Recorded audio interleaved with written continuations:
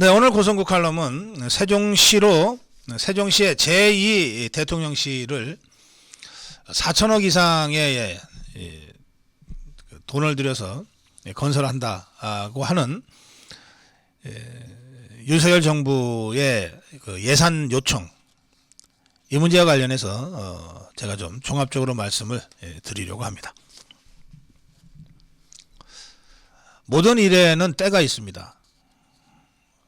같은 일도 또 꼭 필요한 일도 때를 잘 맞추면 순풍에 돛을 단 듯이 할 수 있는데, 때를 잘못 맞추면 온갖 역풍이 불어서 애초에 그 선한 의지도 훼손되게 되어 있습니다.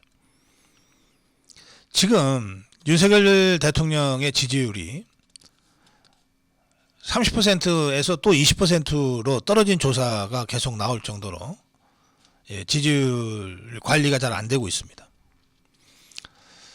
민생이 어렵다는 것은 이제 어제 오늘 일이 아닙니다. 점점 더 어려워지고 있죠. 국민들이 다 이런 상황에서는 민생제일주의를 요구하게 돼 있습니다. 불효불급한 국가사업은 좀 뒤로 미뤄도 되지 않냐, 그런 생각들을 누구나 다 하십니다. 민생이 어렵다는 것은 윤석열 대통령이 누구보다도 잘 알고 있는 것 같아요. 그러니까 당장 월급 10% 줄이겠다는 결정을 대통령부터 하지 않았습니까? 그리고 지난번에 영빈관 신축 예산 800억 문제가 논란이 되자 하루 만에 윤석열 대통령이 필요하기는 한데 국민들한테 충분히 알리지 않은 상황에서 이걸 강행하는 것은 민생 중심의 국가정책을 취해야 되는 지금 시점에서 볼 때 적절치 않은 것 같다, 이런 취지로 하루 만에 취소 조치를 내렸습니다. 그만큼 윤석열 대통령 국민의 민심 그리고 민생의 어려움을 예민하게 지금 받아들이고 느끼고 있는 그런 상황입니다. 그런가 하면 지금 좌파들은 청와대를 국민한테 돌려드린 효과가 굉장히 자기들이 생각하는 것보다 크거든요. 올 상반기에만, 상반기가 뭡니까? 청와대를 개방한 게 5월 9일부터인데요. 5월 10일부터인데요. 5월 10일부터 따지면은 6월, 7월, 8월, 9월, 이제 넉 달, 5달째 접어들지 않습니까? 이 사이에 200만 명 이상이 청와대를 관람했다는 겁니다. 작년에 경복궁을 1년 동안 관람한 관람객 숫자가 100만 명이 조금 넘습니다. 그런데 불과 5달 만에 작년 경복궁 관람객의 2배 이상의 국민들이 청와대를 둘러보고 가신 거예요. 이 청와대를 국민한테 돌려드리는 이 효과가 좌파들이 생각한 것보다 훨씬 크기 때문에 어떻게든 대통령실 용산 이전을 폄훼하고 비난하고 트집을 잡아내려고 하고 있는 중입니다. 거기에다가 무슨 경위로 대통령 경제고문이 됐는지 모르겠는데, 대통령 고문이라는 자가, 경제고문이라는 자가 변양균입니다.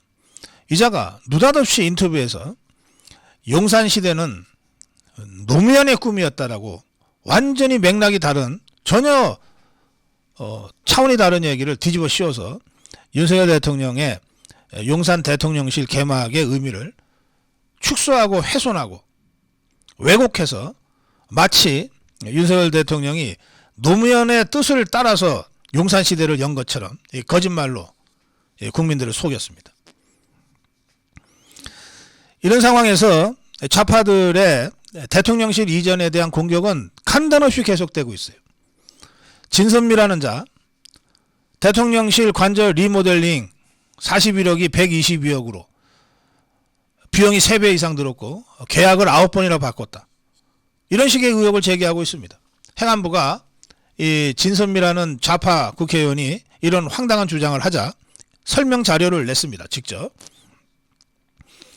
국무회의에서 의결된 대통령 집무실 예비비 내에서 증액 없이 인테리어 전산 시스템 이사 용역 등을 집행했다. 공사비용 3배 이상 부풀려졌다, 과도하다 이런 지적은 사실과 다르다. 아주 구체적으로 설명을 했습니다.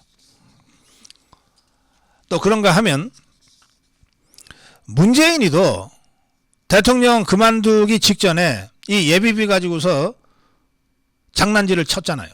그러다가 결국 윤석열 대통령이 당선인 신분으로 노무현 문재인이를 만났을 때 이 대통령실 이전과 관련해서 결국 두 손 드는 발언을 했습니다. 뭐라 그랬냐? 문재인이가 집무실 이전 지역, 그러니까 어디로 이전할 것인지, 광화문일지 용산일지 집무실 이전 지역에 대한 판단은 차기 정부 몫이다. 우리 정부가 예산을 면밀히 살피고 협조하겠다고 했어요. 협조하겠다. 그런데 이 169석의 민주당은 이 다수당이라는 것을 앞세워서 계속해서 시비를 걸고 있습니다. 어떻게 시비를 걸고 있냐?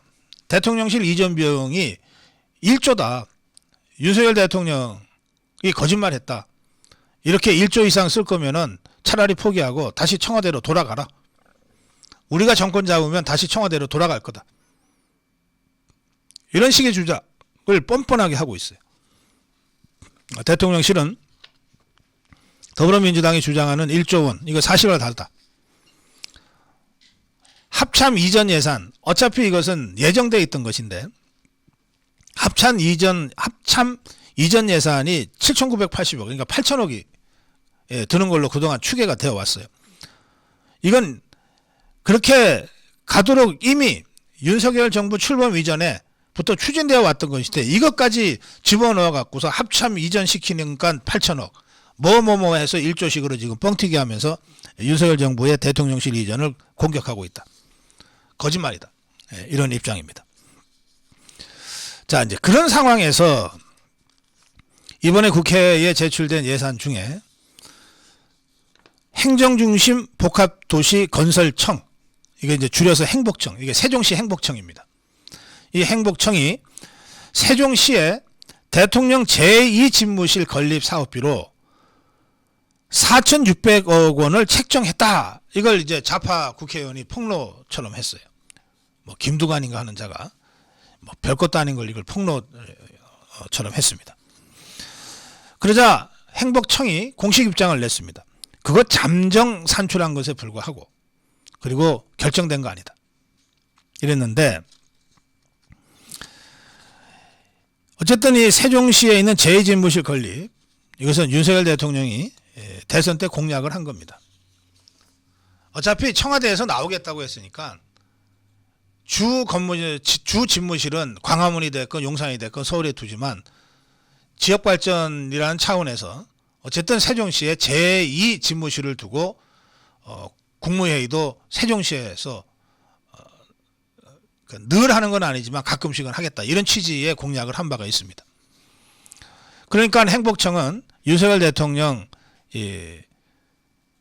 선거 공약의 실행 차원에서 이걸 검토해서 예산안 반영을 하려고 했던 것 같습니다. 그런데 이제 행복청이 제2집무실이라고 얘기하면서 그 생각한 규모가 청와대와 똑같은 규모입니다. 대통령 관저와 집무 공간이 있는 청와대 본관, 외빈 접견하는 영빈관, 그 다음에 상춘재, 직원 사무 공간 여민관, 이렇게 해서 연면적 76,193m를 제곱미터를 제공해서 공사비 2,129억, 부지비 2,246억을 책정한 겁니다. 그러니까 뭐 뻥튀기 했다고는 하지만 실제로 행복청이 이런 예산을 올린 것은 사실인 것 같습니다. 여기에는 대통령 제2집무실이 오면 대통령 경호와 안전을 위해서 군, 경찰, 경호처가 사용할 경외 경비시설 공간이 필요하거든요. 이 사업비는 포함되지 않은 금액입니다. 이게 포함되면 뭐 이것도 뭐 조 단위까지 올라갈지도 모르겠습니다. 그런데 이 행복청이 제시한 이 계획은 2027년 완공입니다. 2027년. 이걸 추진하면 욕은 윤석열 대통령이 다 먹고 막상 윤석열 대통령은 이 제2집무실에 들어가지도 못하고 아마 임기가 끝날 겁니다. 윤석열 대통령 임기가 2027년 5월 9일까지입니다. 누가 다음 대통령이 될지 모르겠습니다만 뭐 또 그리고 정부는 연속성이 있으니까 어려운 일 이번 정부가 하고 그 성과를 다음 정부가 받는 것이 뭐 어떠냐라고 할 수도 있습니다만, 그러나 이걸 추진하는 과정에서 아니 민생이 이렇게 어려운데 급하지도 않은 무슨 영빈관이냐 그래서 그거 취소했잖아요. 그거 800억밖에 안 들었거든요, 예산이. 근데 이거는 그보다도 5배 이상 많은 예산입니다. 그 세종시에 지금 제2집무실이 없어서 대통령이 직무 수행하는데 뭐 어려움이 있습니까? 욕은 욕대로 다 듣고 실제로는 지어놓고 다음 정권이 쓰도록 해주는 겁니다. 그래서 저는 지금 이 세종시 제2집무실을 밀어붙일 때가 아니다, 일단 그렇게 제가 판단합니다.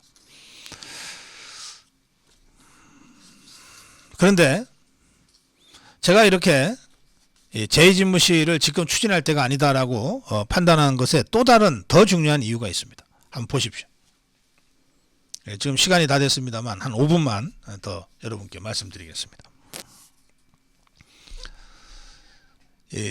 아주 뭐 고전적인 얘기인데요, 공간의 정치라고 하는 것이 있습니다. 쉽게 말씀드리면 뭐 기계적으로 다 맞는 건 아니지만 쉽게 말씀드리면 독재 정권일수록 의리의리하게 건물들을 지어 올립니다. 왜냐하면 국민과 함께 국민 속에서 국민의 자발적 동의로 국가를 경영하기가 어려우니까, 힘으로 내리 눌러야 되니까, 자기들이 힘이 있고 권력이 있다고 하는 것을 공간적으로 보여주려고 하는 필요성이 제기되는 거예요. 로마에 가면 무솔리니가 지었다고 하는 어마어마한 제2개선문 같은 게 있습니다. 시멘트 콘크리트로 만든 조각품에 불과하지만 그 규모나 이런 걸 보면 야 하고 탄성이 나올 정도입니다. 이게 어떤 맥락을 갖고 있는지를 모르고 관광객이 그냥 가면 야 로마 대단하다 이렇게 얘기할 거예요.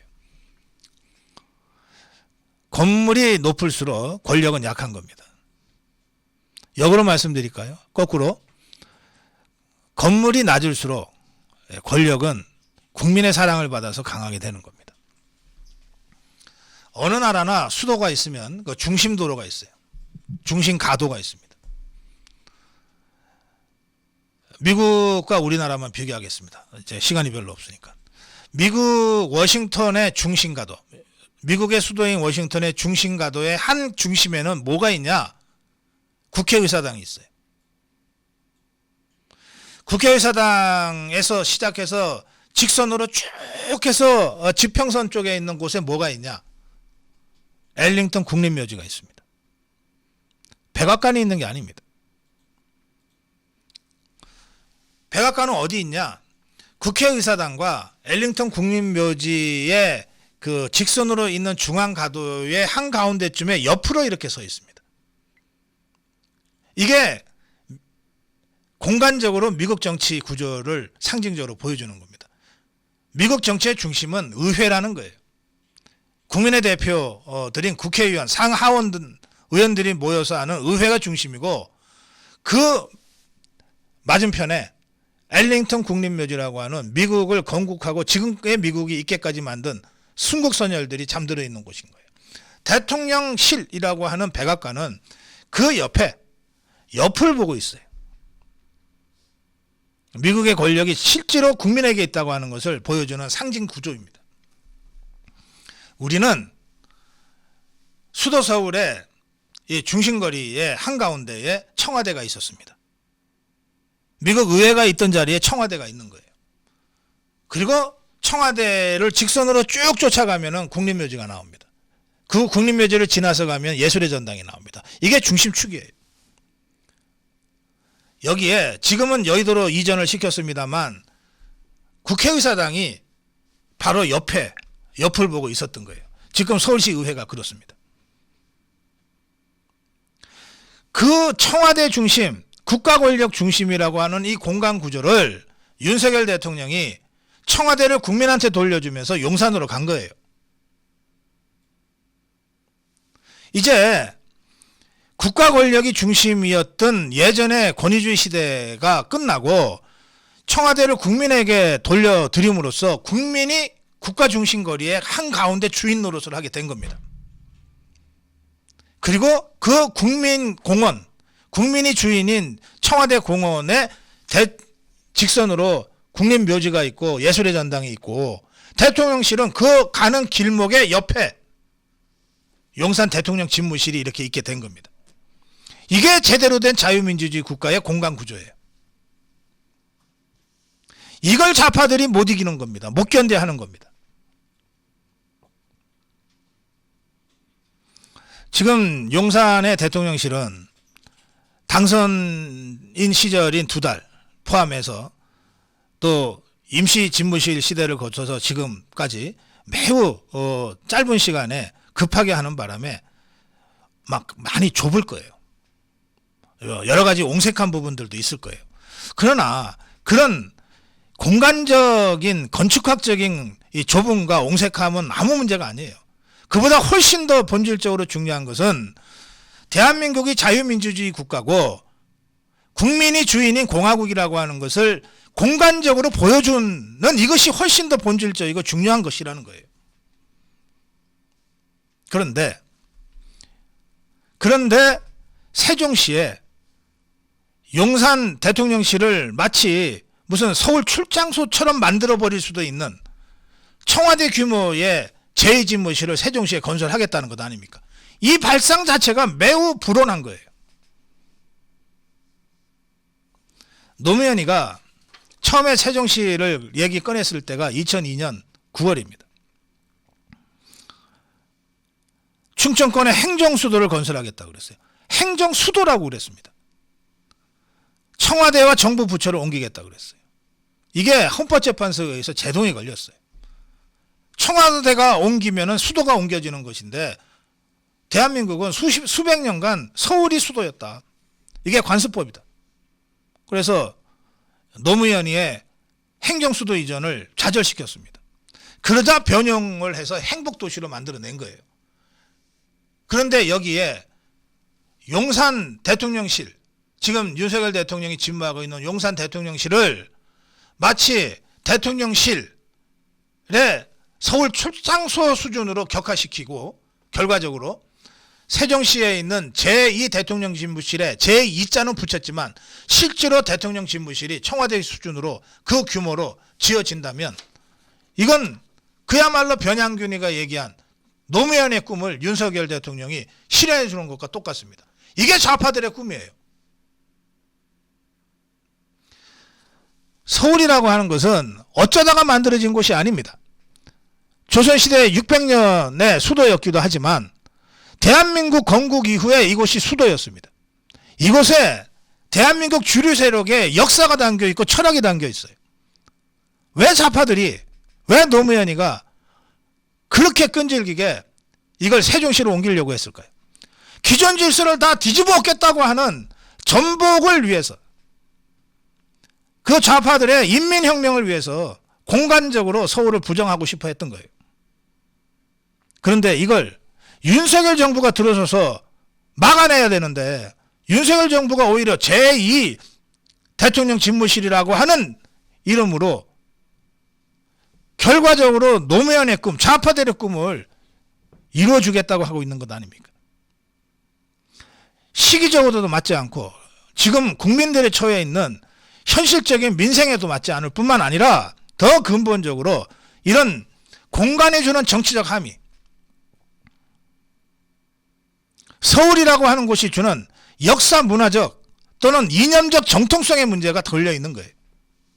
과연 지금 예산에 4,500억인가 600억인가를 집어넣은 행복청 또는 이걸 별 생각 없이 지금 국회에 제출하는 기재부, 윤석열 정부, 윤석열 대통령실, 이 문제를 과연 이런 차원에서 깊이 고민하고 지금 예산을 제출한 것이냐, 제가 강력하게 문제를 제기합니다. 지금이라도 원점 재검토를 해야 된다. 이걸 이런 식으로 가져가면 수십 년간 또는 수백 년간 군림해왔던 권력, 청와대 중심으로 군림해왔던 이 권력을 국민한테 돌려주고 국민이 주인이라고 하는 공화국의 이념을 제대로 구현하기 위해서 대통령실을 용산으로 그 반대에도 불구하고 옮겨버린 윤석열 대통령의 그 정치 철학, 자유민주주의 철학, 이게 완전히 부정될 수 있는 겁니다. 과연 이 문제까지 윤석열 대통령이 깊이 성찰하고 내린 결정인지에 대해서 제가 다시 한번 원점 재검토를 촉구하는 겁니다. 오늘 고성욱 칼럼 다소 좀 제가 시간을 많이 썼습니다만 여기까지 하겠습니다.